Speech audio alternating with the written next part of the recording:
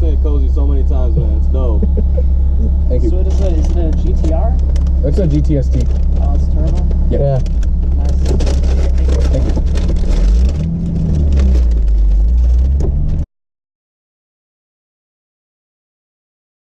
Alright, what's up guys? My name is Zach and today I am driving a 1992 Nissan R32 Skyline. So up front is a 2.0 liter inline 6 and down below is a 5-speed manual gearbox. And the first thing you'll notice is that I'm on the wrong side of the car. And believe me, it's weird for me too. This is a very weird experience and my first real time driving around on the right side. But these were only sold in Japan, so that's how they came. So let's talk about the 2.0 liter inline 6, known as the RB20 DET. Well, it's turbocharged, as you guys heard, the little blow-off valve. It sounds great. And this was a really popular motor. A lot of people really want this motor. It's an RB. It's really cool. The GTR came with the RB26, but this is a 2.0 liter turbo. So it's a really low displacement inline 6, which I've never actually heard of a displacement that low. But with that turbocharger, it is definitely not slow, and it sounds amazing.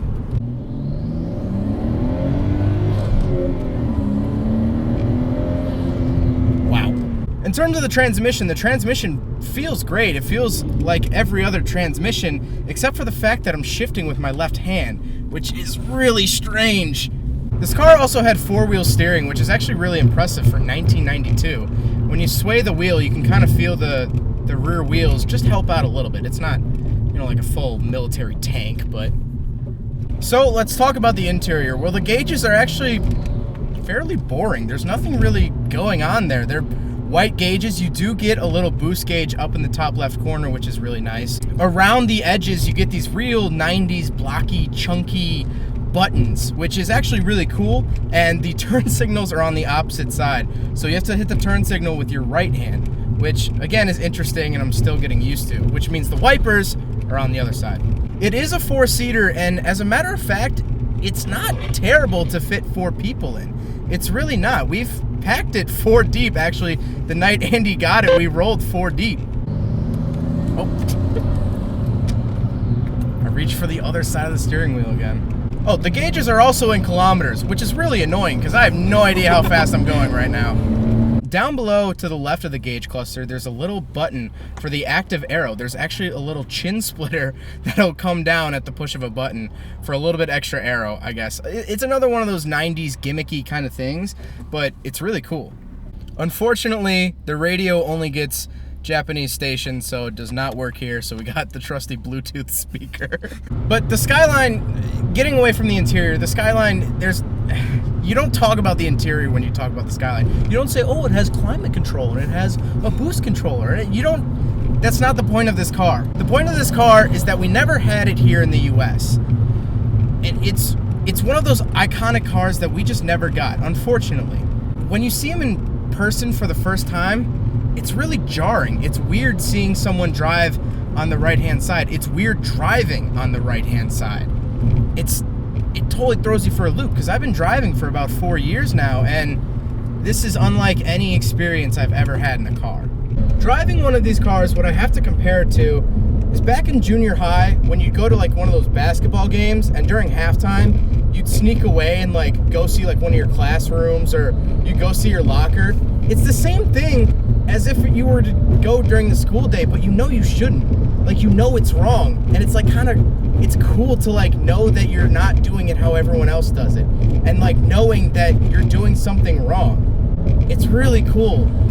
I have to be honest, this car makes a lot more power than I thought it did. I thought it was just kind of like, I don't know, I don't really know what I was expecting. I wasn't expecting this much though. I wasn't expecting this much fun.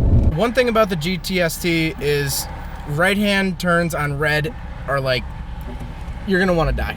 Cannot see anything. All right. So what I keep realizing more and more is that Japan really had their stuff together in the 90s. They were really rocking it. I got an automatic power window over here. The power windows are super fast. This whole car just feels really well put together. You have the active rear steering. You have the active aero down in the front. It's a turbocharged 6-cylinder. Like, they were doing something right in the 90s. And I get why people like these cars. This is lit. You like it? Yeah.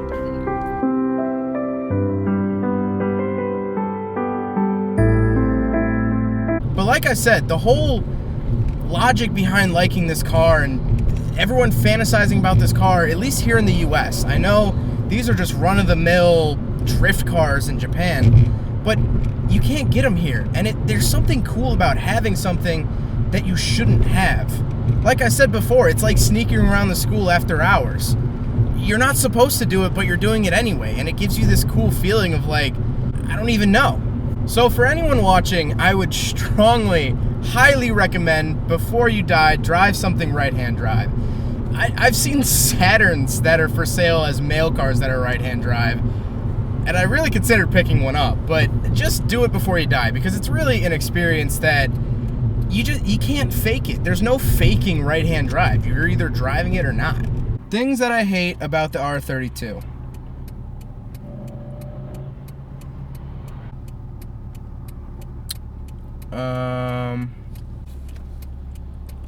Right on reds kind of suck.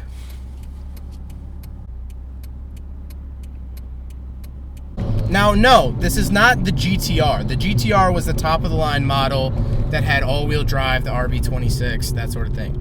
And you know what? I don't know. Sure, I'd want to drive one of those, but I think this is the car I'd rather have, because this car was meant for sliding. This car was made when drifting actually became a thing. It wasn't really a thing in the 80s, and it kind of, with the help of Initial D and subculture and all this stuff, drifting became a huge thing, and so car manufacturers actually responded to that. And this was Nissan's response to drift culture. It's an inline 6, rear-wheel drive, turbocharged. This is their drift car. This is a factory drift car. And knowing that, I don't know if I'd want the GTR. Sure, it's probably faster, but this is just fun. This is just fun. Also, special shout out to Max. I know Max is going to be watching this because he's commented on all my other Skyline videos. Yes, this car is as awesome as it seems. So, I want to thank Andy from the bottom of my heart for letting me do this review. This has absolutely been an awesome experience. If you can, please drive a right-hand drive car, and if you can, drive an R32. These are just fun cars. But thank you guys so much for watching. Don't forget to rate the video, comment on the video, subscribe if you really liked it. Take care, guys.